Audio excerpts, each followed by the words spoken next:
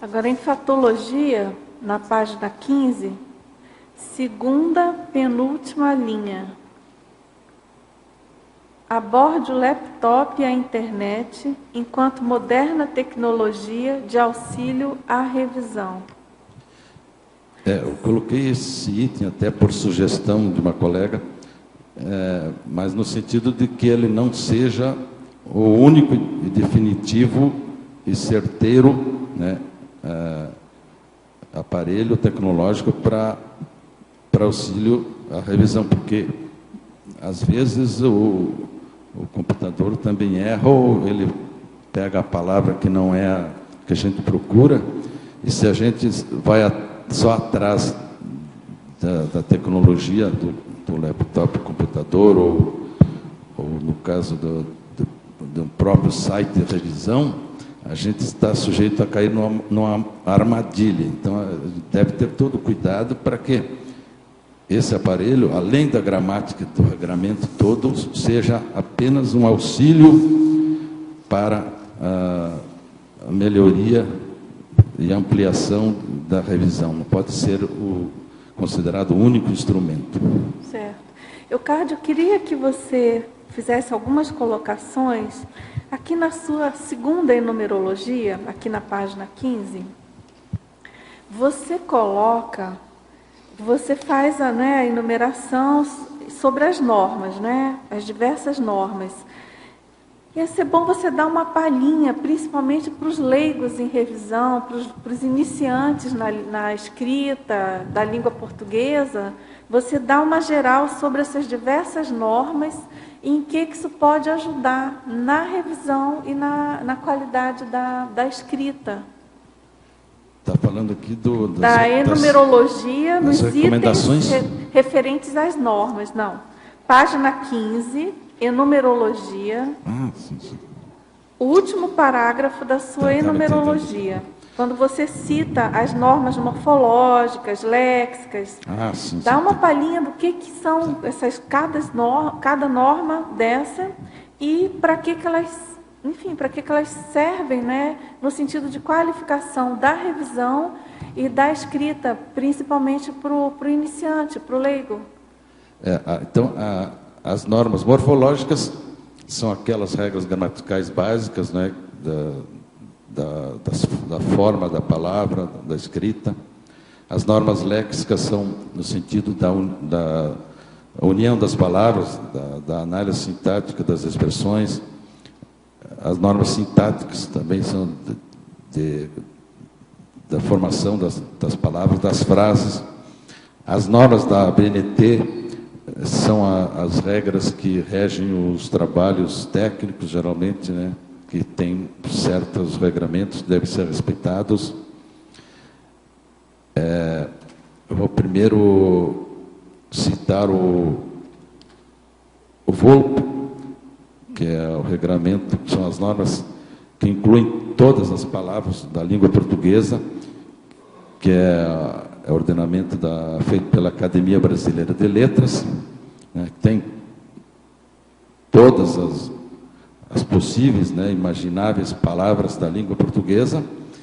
E, mais recentemente, tem o AOLP, que é o Acordo Ortográfico da Língua Portuguesa, que foi assinado em 1990, está em vigor há poucos anos, que foi assinado para fins de unificação da língua portuguesa, de regras, né, de todos os países de fala portuguesa, para haver mais unidade, né, de regramento gramatical.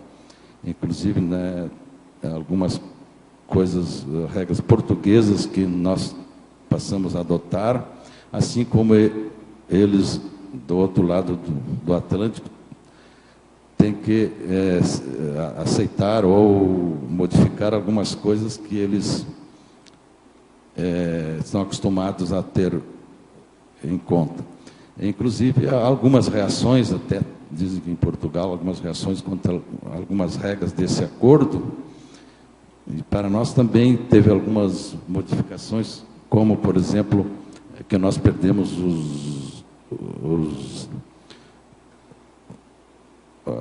da sequência, por exemplo, os acentos, os dois acentos, como é que chama? Tremas.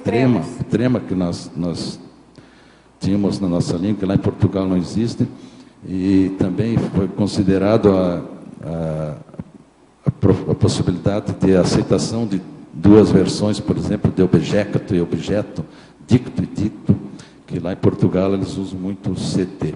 Outra coisa também foi a retirada de acentos em algumas palavras, principalmente ideia, que como nós pronunciamos sempre a palavra em aberto, tinha acento, mas lá, como eles sempre usaram ideia, plateia, então não existe mais o acento. Então a gente até encontra dificuldade, porque algumas pessoas não se dão conta de que a regra está mudando, né? Inclusive estão querendo até prorrogar para mais alguns anos esse acordo, para que haja então a unanimidade de todos os países de língua portuguesa.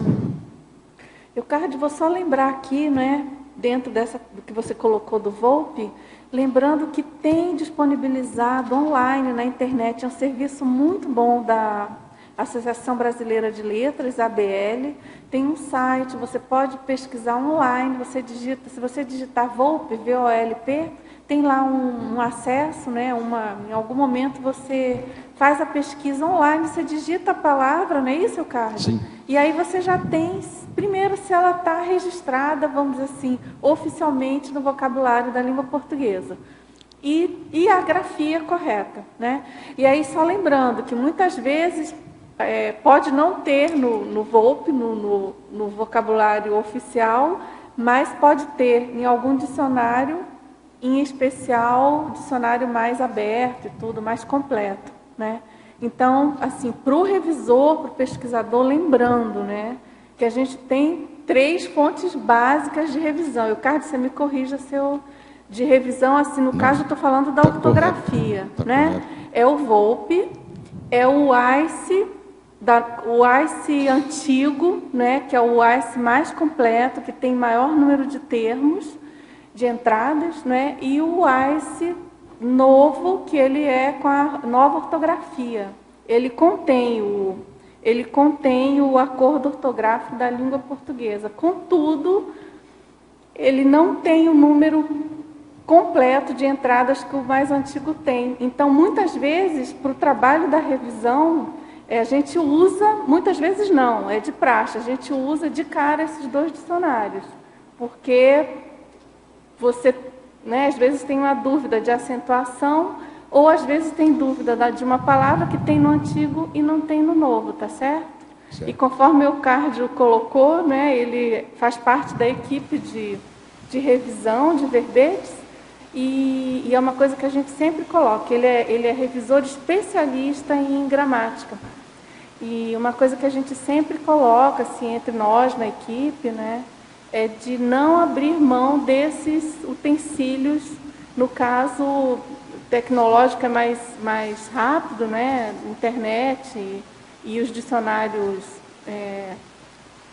não online, digitais, dicionários digitais, né? Mas, enfim, não, assim, a boa revisão, principalmente para quem está começando, ela exige a consulta a esses dicionários, né? De cara, assim, para essa revisão básica de ortografia. Inclusive, tem alguns colegas nossos que criam, vêm com alguma palavra nova que não se encontra em nenhum desses dicionários. Então, a gente fica correndo atrás de possibilidades. Então, onde é que ele tirou? Pode ser, às vezes, um termo especializado técnico de uma área, a gente tem que verificar, mas, às vezes, é invenção mesmo e a gente tem que chamar a atenção da pessoa para que ela justifique a origem dessa palavra ou a troque por outra. Então, a gente dá até sugestões tiradas dos regramentos normais e oficiais. Exato. E, claro, né, tem aquele mito do Google, né? Muitas vezes a palavra não existe no Google, você faz as maiores buscas super avançadas, precisas, Google Books, Google Acadêmico, e não tem.